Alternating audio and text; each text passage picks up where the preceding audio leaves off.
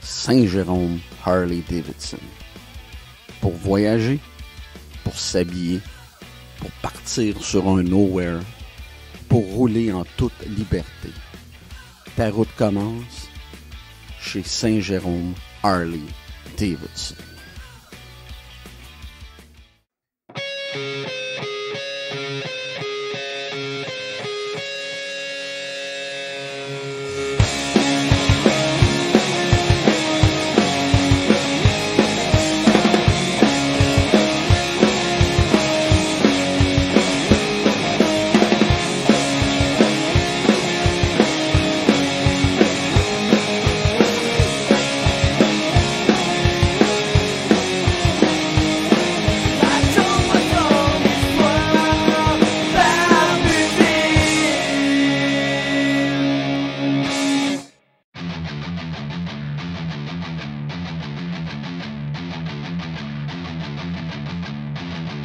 Barbu de ville! Ben oui, la grosse barbe qui raconte des histoires. Hey! T'es là, toi! Bienvenue dans la Josette du Barbu, épisode 365! Il est vendredi matin, et oui, c'est vendredi, on fait l'amour! Vendredi matin, sous un ciel gris et pluvieux. Il fait présentement à l'extérieur de nos studios 19 degrés et la pluie sera intermittente aujourd'hui, mais on annonce des averses à 90%. Donc, vous pouvez être sûr qu'il va mouiller à soir. Puis pas juste à soir aujourd'hui. Moi, ce soir, je m'en vais au cinéma avec ma douce et sa fille. Nous allons voir 3000 Years of Legend. J'ai bien hâte de voir ça. J'ai vu des previews, ça semblait bien bon. Puis je vais t'en parler dans mon podcast de lundi. Donc, on passe... Wow, minute, tu t'en sortiras pas. La question demeure. La question la plus importante de la Josette du Barbu, de tous les épisodes, de la première à la 365e, as-tu fait ton lit ce matin? As-tu fait ton lit? Comme le Navy SEAL, You Can Hurt Me, David Goggin. As-tu fait ton lit comme le podcaster, comme l'animateur du UFC, Joe Rogan? As-tu fait ton lit comme le maire de Kiev, ancien champion mondial de boxe des poids lourds, Vitaly Klitschko? As-tu fait ton lit comme le meilleur agent immobilier sur la planète de Engelen Volcar, Jean-Yves Lavoie? As-tu fait ton lit comme le métronome, 30 ans chez Cascade, Simon Chartrand? As-tu fait ton lit comme l'auteur, le pauvre gribouilleur, Barbu de ville? Parce que nous, les gens que je t'ai nommés, ben on a fait notre lit. C'est ça qu'on a fait. Pourquoi on a fait notre lit? Parce que c'est la première réussite de notre journée. C'est une micro-réussite. Ben non, on n'a pas été sur la Lune. On n'a pas été sur la planète Mars. On n'a pas fait des opérations à cœur ouvert. Non. On n'a pas fait comme Frank de On the Road, là. Ben non. On n'est pas parti du Québec pour s'en aller jusque dans le fin fond du Kentucky. Non. Mais, par contre, avec ce petit geste de faire son lit, de prendre ses couvertes, de mettre ça par-dessus la tête d'oreiller, de bien installer le drap, ben, ce fut la première réussite de notre journée. On est des winners, on est des gagnants. Voilà. Premier sujet, écoute bien ça, Red Dead Redemption. Bon, tu sais mon amour pour Red Dead Redemption et la compagnie Rockstar. Red Dead Redemption, il y a eu des rumeurs disant que le Red Dead Redemption 3 était en préparation, avec des images qu'un Français avait envoyées à un moment donné. Mais, la vérité, c'est que Rockstar, on le sait, ils prennent beaucoup de temps entre chaque Red Redemption ou Grand Theft Auto. C'est des gens qui aiment le détail, et ça se voit dans leur jeu, et c'est tant mieux, c'est comme ça. C'est sûr que s'il y aurait eu l'annonce par Rockstar de un grand annonce sur un projet majeur, on l'aurait su déjà, OK? Mais là, les studios ont confirmé qu'ils sont en train de travailler sur une nouvelle série pour Max Payne. Oui, Max Payne sera sur la Xbox Series S et Series X, sera aussi sur la PlayStation 5 et sur le PC. Ben ça, c'est une bonne nouvelle. J'ai toujours aimé Max Payne. Et là, d'avoir cette série-là renouvelée, ça va être super intéressant. C'est un beau projet de Rockstar qui ont ça sur les planches. Ça, c'est sûr que ça pourrait ralentir le processus envers Red Redemption 3. Tu comprends? Ils ont aussi sur les planches Grand Theft Auto 6. Ils sont pas pressés. Grand Theft Auto 5 est encore très payant. Red Redemption 2 est encore très payant. Donc, ils sont pas pressés, eux. Puis c'est normal, c'est une business. Puis eux, là, ils présentent des jeux une fois que c'est bien terminé. C'est pas les mêmes gens qui ont produit Cyberpunk 2077, là. On va prendre une petite gorgée de café, tu me permettras.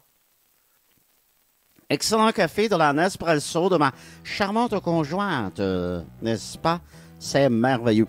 Donc, les rumeurs qui disent que Red Redemption 3 serait en production n'est pas vrai. Vous pouvez prendre ça pour du solide de ce que je vous dis. Mais quoique, quand j'ai lu ça, j'étais déçu, évidemment.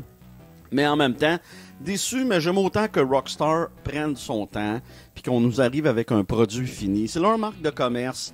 Il y a beaucoup de détails dans leur jeu, donc c'est sûr que ça prend beaucoup de temps, puis c'est normal. C'est pas des robots. Puis là, s'ils se mettent à travailler sur la série Max Payne, plus GTA 6, Grand Theft Auto 6, évidemment, ben là, tu peux être sûr que ça va être plus long, l'arrivée de Red Dead Redemption 3, parce que ça en prend plus qu'un bureau pour travailler sur cette production. On parle ici de leur franchise majeure, là. RDR3, Max Payne et GTA. Ils sont très forts sur le online aussi, hein?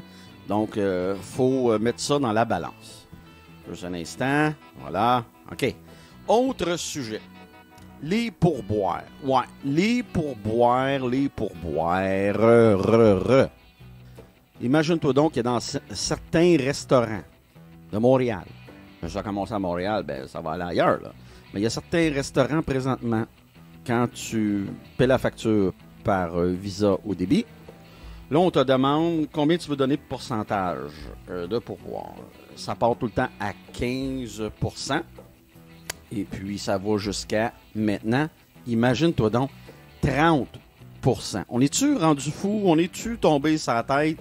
Pourquoi, moi, quand je vais manger en quelque part, on m'a donné 30% de ma facture? 30%, là, c'est presque la moitié de ma facture. Pense-y, là. Déjà que ça coûte cher aller au restaurant. Déjà que c'est un luxe. Déjà que nos restaurateurs en arrachent. Là, ils ont-tu besoin de se mettre une autre balle dans le pied, eux autres, là, en chargeant un pourboire de 30%? Qui va donner 30%? Bon, à moins que tu sois un gars qui est aux danseuses, c'est qui va donner 30%? Come on! Franchement, là. Même qui devrait offrir... Le pourboire, c'est un service, hein? Puis moi, je pense que le pourboire n'est pas acquis. Si tu me donnes un mauvais service, je te donnerai pas 15%. Je vais te donner 10%. C'est ça que je vais faire. Quand j'ai vraiment un mauvais service. J'ai un service correct, ça va être un 15. Puis si j'ai un service extraordinaire, des fois, je vais aller jusqu'à 18. Ça m'est déjà arrivé, ouais, de donner 18% de la facture. Mais jamais je vais en haut de 18%. Puis jamais je vais donner 30%. Qui fait ça? Je ne sais pas. Mais c'est complètement stupide et c'est rire de sa clientèle. C'est complètement insultant. On est rendu où, là? Les gens ont... Je sais pas, il y a comme une panique avec l'inflation. Puis je comprends quand même, là, le taux d'inflation est élevé. Je comprends ça. Les gens ont faim. Je comprends aussi. L'épicerie coûte de plus en plus cher. C'est difficile pour tout le monde présentement. Il n'y a pas à sortir de là. Là. J'ai plein d'exemples. Je ne te citerai pas des noms, mais entre autres, moi. Mais bref, ouais, c'est ça. Ça coûte cher. L'inflation est là. C'est difficile. Mais c'est pas une raison pour rire des gens et exploiter le monde. Là, tu vas me dire, hey, t'es pas obligé de donner 30%. Non, mais c'est là, tu peux te tromper là, sur la facture. Tu peux. Je sais pas. Juste de le mettre sur la facture, là, sur l'écran tactile, de mettre pourboire à 30%, c'est insultant, je trouve. Bon, je voulais t'en parler un peu parce que je trouvais ça stupide. Je me demandais si tu t'avais vu ça passer. moi, ça me dépasse. Moi, te le dire bien franchement. Autre sujet. Et là, on rentre dans les gros sujets de la journée, du vendredi, les sujets les plus importants. OD, Occupation Double, ton émission de télé-réalité préférée. Attends une minute. J'aime ça appeler ça pénétration double, mais bon. Là, on a vu les concurrents tant chez les hommes que chez les femmes. Puis, j'ai vu ça sur Hollywood PQ. Un site que j'aime bien visiter, que je te conseille d'ailleurs si t'aimes le potin. Si t'aimes le potin, des choses futiles et inutiles, c'est une bonne place. Puis je dis pas ça péjorativement. Il y a beaucoup de nouvelles, puis c'est intéressant. Puis c'est bien fait comme site. Donc, on a vu les concurrents hommes et femmes. Imagine-toi donc mon opinion là-dessus. Je suis capable de dire, j'ai vu les femmes. C'est de très belles femmes. C'est de la grande pointure cette année, d'après moi. En tout cas, à mon goût, il y a des très, très, très jolies femmes cette année. Par contre, du côté des hommes, je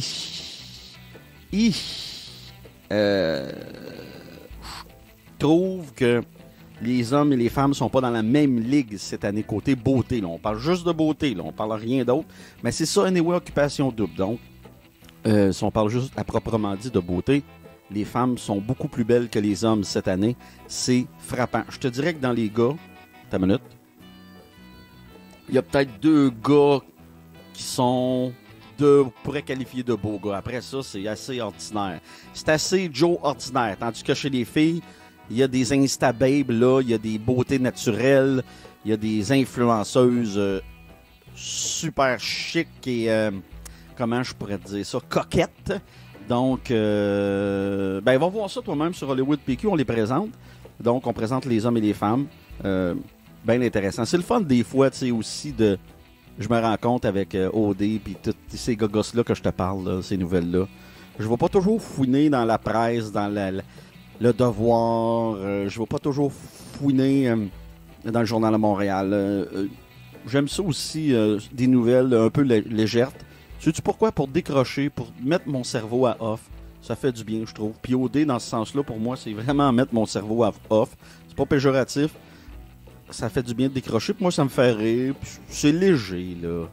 C'est totalement léger. Puis je pense qu'on a besoin, aujourd'hui, en 2022, plus que jamais, on a besoin de légèreté. Je suis capable de me pogner la tête puis de regarder des documentaires d'une grande profondeur. Je suis capable de lire du Honoré de Balzac. Mais j'ai pas le goût de me casser la tête. J'ai pas le goût de lire le Huis clos de Jean-Paul Sartre. Ben non. Même si je l'ai déjà lu. J'ai pas le goût de relire Albert Camus, L'étranger. Ben oui, j'ai lu L'étranger d'Albert Camus, qui est un excellent livre. Je vous le conseille d'ailleurs.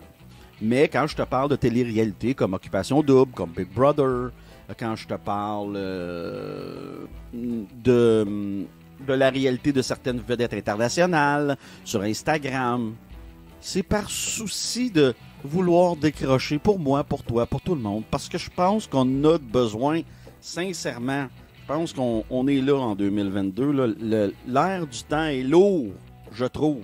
Fait que ça fait juste du bien de décrocher. En parlant de légèreté, hein?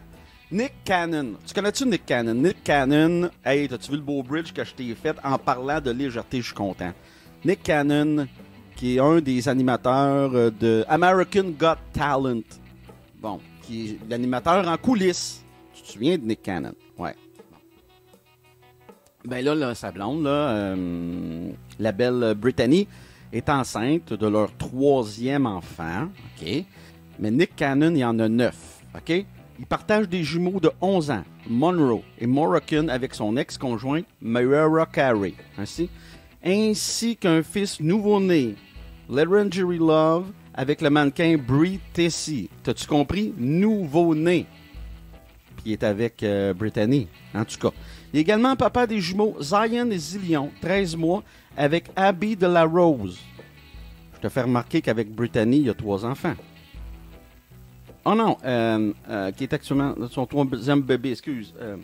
Oui, c'est ça. Kenneth est également père d'un enfant avec Alyssa Scott, son fils Zane, qui est mort d'un cancer du cerveau.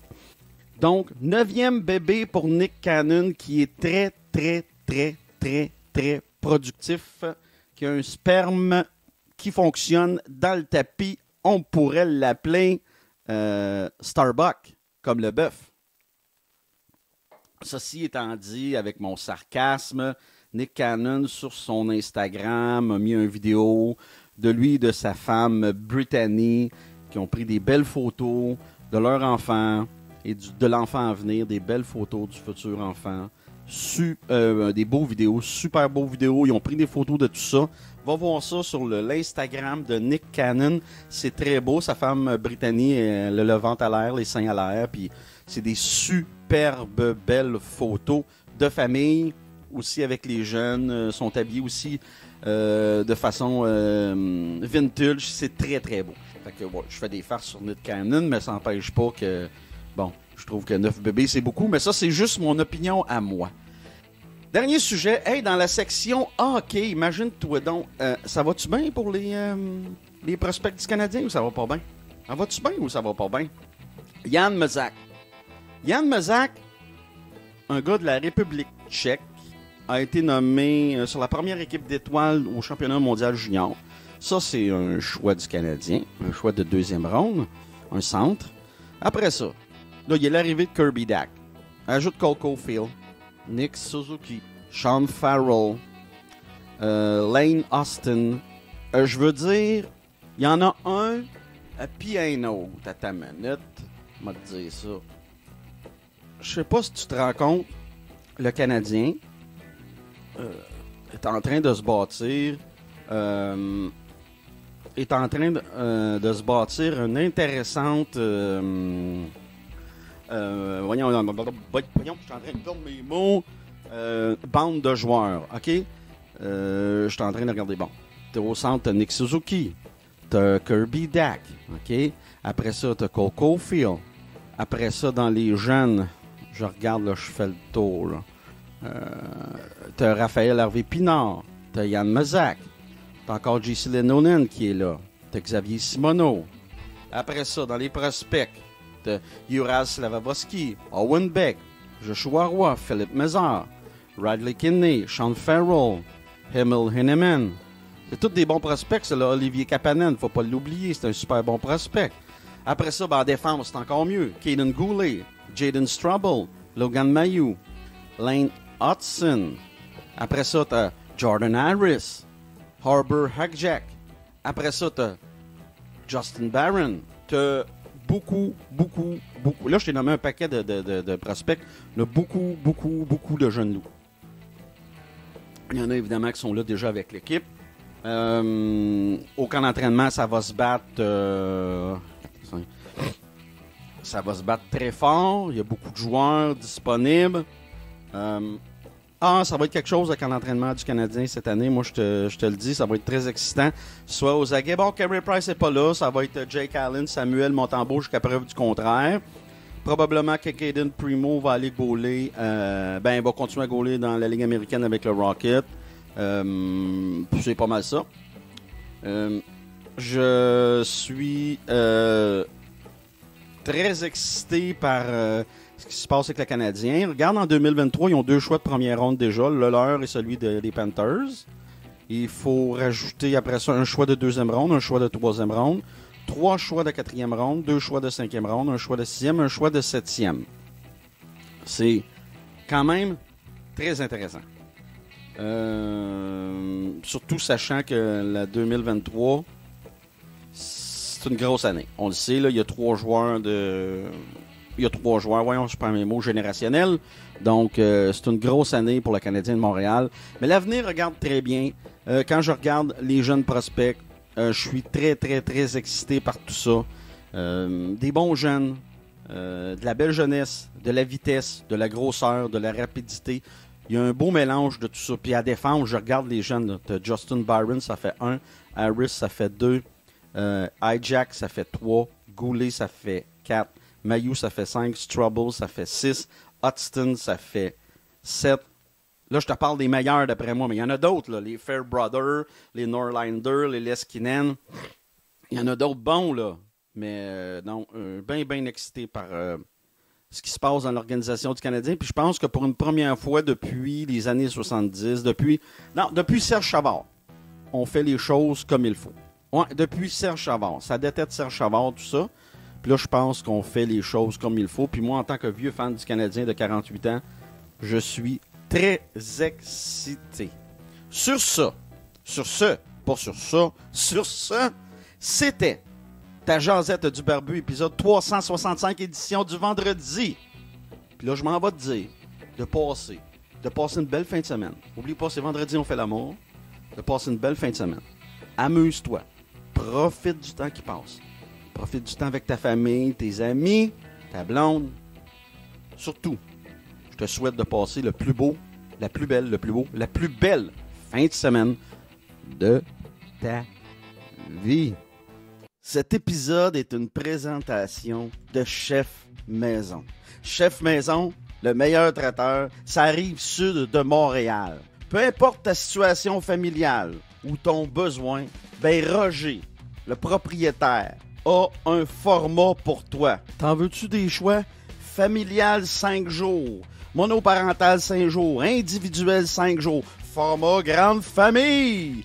Familial 2 jours, monoparental 2 jours, individuel 2 jours, grande famille 2 jours. Puis là, je t'ai même pas parlé des forfaits lunch à part de ça. T'as juste à appeler au 438-872-9500. Puis mon ami Roger Hengang va se faire un plaisir de bien te servir. Parce qu'oublie pas, pis ça tu le sais, Chef Maison, la solution.